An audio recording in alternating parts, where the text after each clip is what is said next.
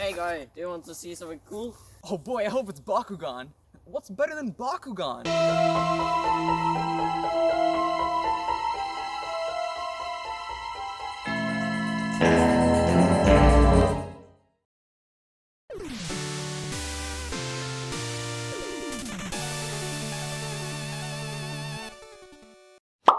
Oh, what's this? Is this a brain? Oh well. Yo everybody, my name is Kaspi, and today we're in a brain, which is quite fitting because today we're talking about Psychonauts.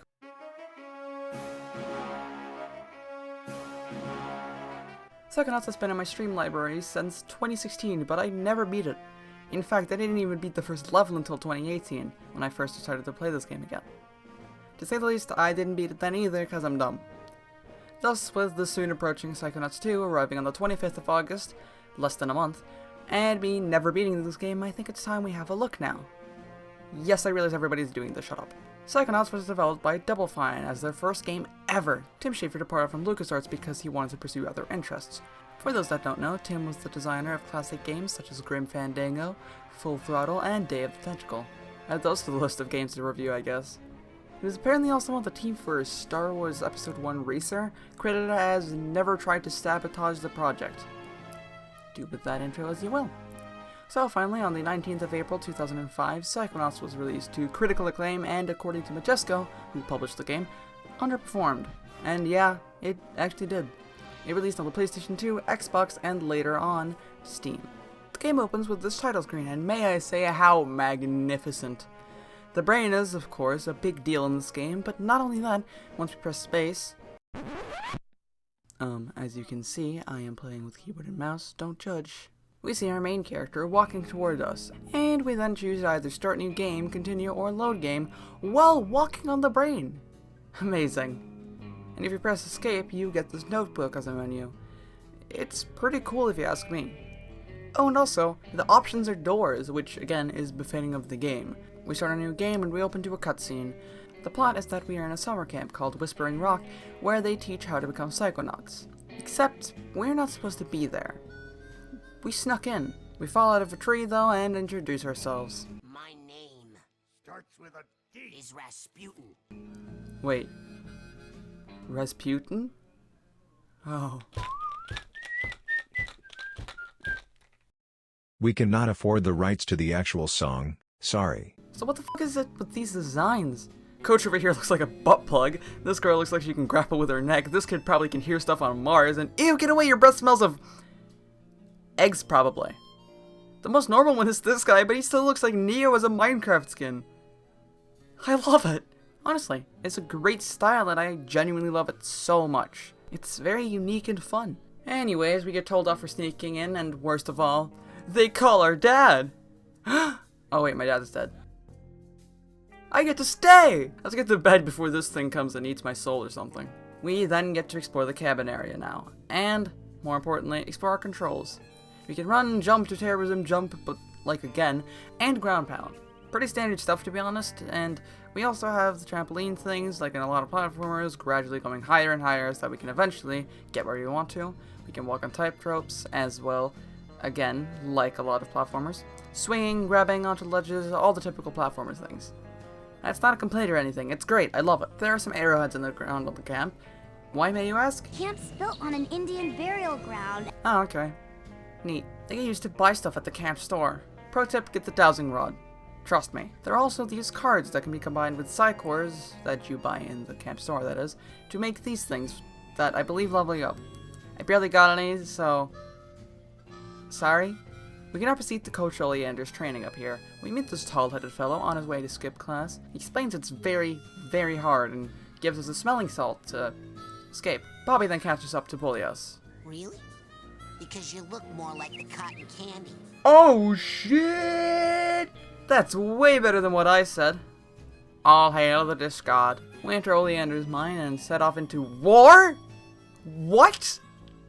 Oh well. Just another typical Tuesday. Not to be confused with Threatening Thursday or Saturday. Saturday doesn't get a special title. Here's where we get into the main platforming. Simply get to the end, at least for this stage. Usually it's more exploratory levels, but...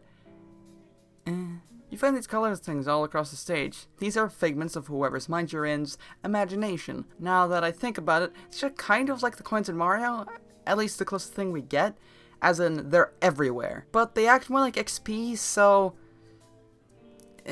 What's this? A gap? Oh god, not Bobby. Oh, there's something over there. Bobby felt his foot, that's what. You stupid new kid.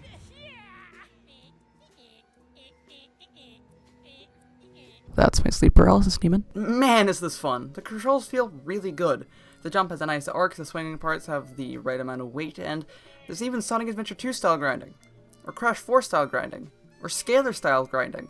Okay, yeah, there's a lot of games with grinding, what can I say? There are a few more collectibles in these stages. There's emotional baggage, find a tag and find a matching bag, and they'll live happily ever after. As far as I can tell, they do nothing but help with completion bonuses. That does suck, but considering we have more collectibles to go through, that's no biggie.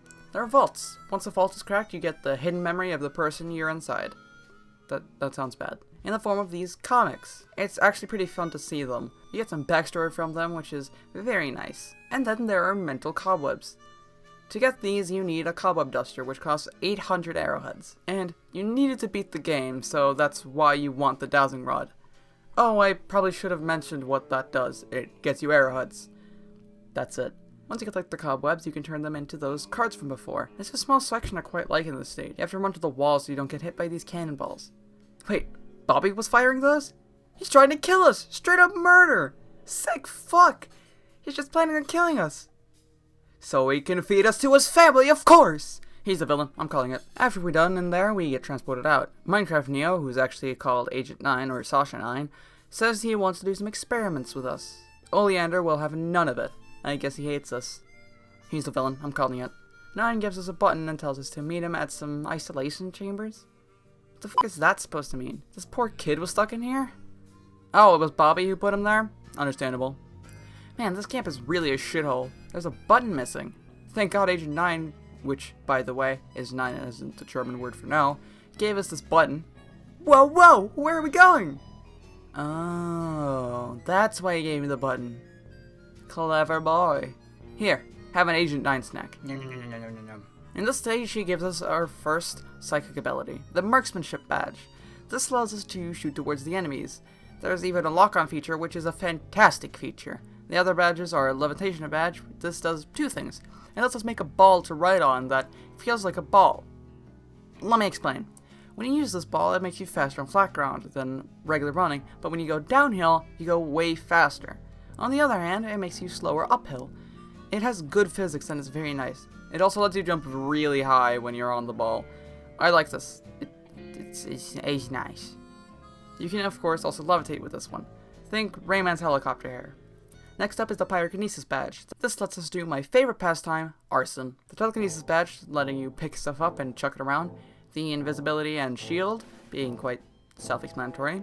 Confusion grenades, these lets us confuse the enemies. Confusing them does different things like stop them from attacking, or thinking they're someone else. You know, because when I get confused I think I'm somebody else. Obviously. This one is the most interesting, the Clairvoyance badge. This one lets you see through the eyes of other characters, like how they see you or how to solve a puzzle. I want to quickly talk some more about the art style. It's really good. The characters have this almost Tim Burton-esque design. Some characters are really fun, in my opinion, looks-wise at least. Like Boyd, Gloria, and Crispin. They're very memorable characters with very memorable designs. The level design though, oh my god, it's fantastic. It's unique like no other. While most games with dream levels just put clouds everywhere, this game gets truly creative. A war zone, a club, a theater, all genuinely great stuff. My two favorites have to be the Milkman Conspiracy and Waterloo World. Yes, you heard that right, Waterloo World. There's an ABBA stage. What? What do you mean it's a Napoleon thing? Putain de merde. I'll start with the Milkman Conspiracy. In the Milkman Conspiracy, you enter the mind of Boyd Cooper, former guard, later asylum patient, and now the guard of that same asylum. You need to get into the asylum. He claims that he can't let you in because the Milkman has the key. You enter his brain and explore a big city with twisting roads and surveillance everywhere. Out of fire hydrants, bushes, flamingos, everything. You then must do a sort of scavenger hunt to uncover this conspiracy.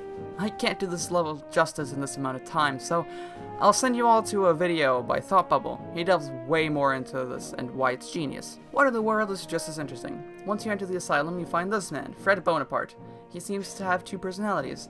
One that's Fred and one that's Napoleon. Once you get into his mind, you find out he's a descendant of Mr. Napoleon dude. They're playing a strategy board game, and Napoleon won't leave until Fred has won, because Napoleon thinks Fred is not a true Napoleon until he can win. So he must help him win by shrinking down and talking to the game pieces. Doing things like finding a gun for a farmer, removing a burglar from the carpenter's roof so he'll rebuild a bridge, or giving this knight some food so he's ready for battle. You have to go to different sizes so you can interact in different ways. One of the notable stages is Edgar's Matador thing, which I don't actually remember the level name. This one is notable not just because it's a good stage, although I would say it is, but the main thing is that the visuals, they change. They change the style slightly to have this sort of blacklight look. I love it. I just wish they'd do it more. On the other hand, it does make this a standout level when otherwise it would be into the footnote, so kind of mixed here. While I would like more of this new visual style in other levels, it does work with this because it makes it stand out. Enemies are actually very dependent on what stage you're playing. For example, the Milkman Conspiracy has no enemies other than 3 bosses, whilst in something like Edgar's Matador thing, I still don't know the name, has enemies everywhere and even a big bull you have to worry about all the time. The enemies are mostly these people called censors. They're like little business people with big no stamps that hurt you. There are a few varieties of these guys, standard ones, big boys that don't get stunned, and shooting boys. These are nice, but more importantly, we have level-specific enemies, like the cannonball shooters in Waterloo Park, or the tanks in Lungfishopolis.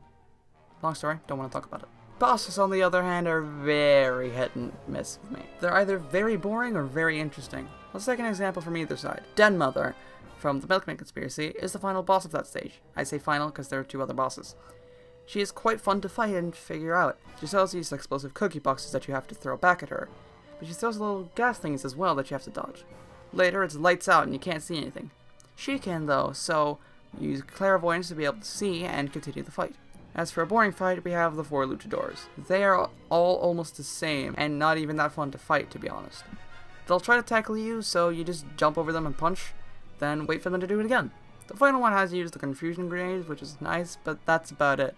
They aren't very interesting. In all fairness, they have a special attack that's different from all of them, but yeah, it's the same fight 4 times. Thankfully, there's a better fight after them, so whatever. You know what this character's really good at though? Listening. And where am I going with this? The many interesting gameplay styles you can do. There's a section where you row a canoe, and while it's brief, it's fun. And what about the rolling race in Miela's club stage? You race Bobby to the end to show off the faster speed with the ball. There's a section where you're giant and climb buildings, which is very fun and interesting. What? You thought this was going to be about music? How silly you! Of course not. That's coming up right now. The music in this game is really good, if a bit unexciting. I'm listening to the soundtrack as I'm writing this and can confidently say that it's not bad by any stretch of the imagination. It's always very fitting. My favorites are probably the camp music and the Milkman Conspiracy. Oh, and the Matador. Oh, and I can't forget the title screen. I nearly forgot about the emotional baggage jingle. It's so cute. Have a listen.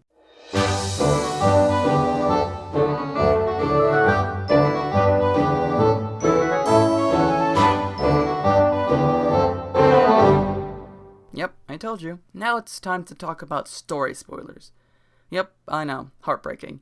If you want to play this game for yourself, go to this time. So in Sasha 9's first experiment, you go to some weird place and later come back a couple of times just to encounter Dogen in a room with a quote-unquote dentist pulling his brain out. Once you leave the dream, Dogen is seen only wanting to watch TV and his brain is actually gone. The dream was true, and it seems that the other kids' brains are getting removed too. You talk to Lily about it and she then suddenly gets kidnapped. Then there's some stuff about Lungfish or something, I don't know. At the end of the Lungfish thing, we reveal that Coach Oleander is behind this. Wait, I wasn't actually planning on him being the villain. That was a joke. This is where we get to the asylum. We meet Boyd, Gloria, Fred, and Edgar, as well as Crispin, who is just wonderful. We go to the asylum patient's minds and get a disguise to fool Crispin, and get to the asylum tower. Climb to the top while we notice this weird person. Her name is Shigor, and she's voiced by Tara Strong? Like Tommy Pickles? Like Raven from Teen Titans? Like Timmy Turner? Neat. But what the fuck is that? Those are the villains. I call it. Wait, we already know the villain. Damn it! Get to the top to confront the dentist. After this, Boyd, along with Gloria, Edgar, and Fred, burn the place down. Agent 9, Mila, and Ford, who I haven't talked about, but was the Psychonauts leader and now runs the camp, defeat Oleander. Or so they think! He comes back in his brain-powered tank thing. We then fight it ourselves. This is actually a really fun fight. We first destroy some rocks and then make an opening with pyrokinesis. Chuck a rock in there and then do some damage. We beat him, but we aren't done because our brain gets sneezed out of us. We chuck ourselves into the machine and combine with Oleander to play the final level. Funny story, the final level happens to be the worst level. It's the only level in the game to be about platforming. Usually it's about exploring, but here it's pure, reactionary, tight, and punishing platforming, which the controls don't work for. I did say I liked the controls, but only considering the game itself and how it's built. And then there's a part with rising water after you beat the first phase of the final boss, giving you a time crunch. So tightrope walk, swing, and jump with the time crunch all the way to the top. At the beginning though, there's a section which is essentially an escort mission, where the person you're escorting can die, making you fail, and tight platforming. Yeah, it sucked. To be fair though, in the Steam release, they made it a little bit better with more checkpoints, so it could be worse for me. I have no physical copy of the game and have no way of recording it anyways, so nerds. Final boss is fun at least. There are 3 phases and oh, I guess I should talk a bit more about what's happening. Basically, you're helping Oleander with some childhood trauma about his dad being a butcher and Oleander loving the cute bunnies that Oleander's dad would use as food. And the final boss is his dad, naturally enough. After the first phase, we have a terrible water section where Raz's dad, at least his perception of him, tries to teach you a lesson. He then helps Oleander's dad in the second phase, except it helps you more, so suck it. After we beat the second phase, our actual dad comes along. What? Yeah, so apparently our dad doesn't hate us for being psychic. In fact, he is one himself. Somehow, your dad and Oleander's dad combine into one ugly being that you have to fight with the help from your dad. After beating him up, you have beaten the game. The ending sees Raz becoming an actual Psychonauts and get recruited for your first mission, which is saving the leader of the Psychonauts, Truman Zanotto. Lily's dad? Okay. You leave with the jet and are off to sequel land. So that's Psychonauts, a really, really great game I recommend for any platforming fans to take a look at. With the poor sales when it released, the sequel nearly didn't happen. We are very lucky to get it now, and it comes in less than a month. So I guess I need to get out of here now. Hello? Hello? Thank you guys so much for watching this video. I'm actually kind of on a time crunch because it's supposed to be an hour until this video is coming out, which is kind of funny because I say in the video that this video, or the Psychonauts 2 is coming out in less than a month. It's coming out, it came out today, so, yeah, gotta start that now, but follow me on Twitter, comment, like, subscribe, all that stinking stuff. Goodbye.